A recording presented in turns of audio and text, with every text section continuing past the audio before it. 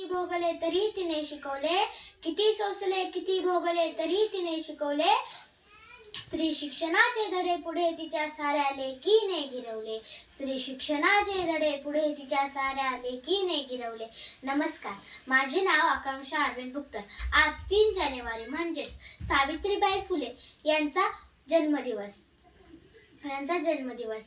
त्यांच्या प्रतिमेस अभिवादन करून मी माझ्या भाषणास सुरुवात करते. तुझ्या उतुंग भरारी पुढे जग हे ठेंगणे भासावे, तुझ्या उतुंग भरारी पुढे जग हे ठेंगणे भासावे, तुझ्या विशाल पंखाखाली विश्व ते सारे वसावे, तुझ्या विशाल पंखाखाली विश्व ते सारे वसावे. असे कोणते क्षेत्र नाही जिथे स्त्रिया सर्वोच्च क्षेत्रावर आहेत.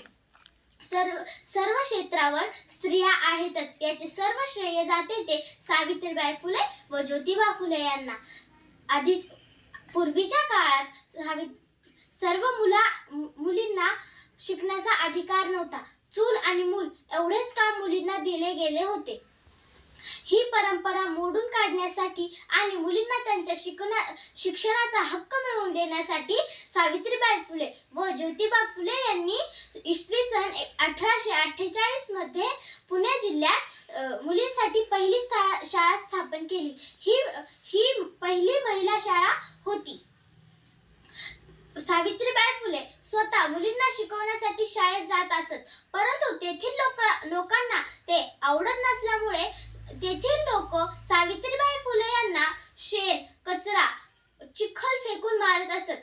पण त्यांनी हे सर्व अनदेखील करून फक्त मुलींना शिकवण्यासाठी आपलं ध्यान दिलं. एवढे बोलून मी माझे भाषण संपवते. धन्यवाद.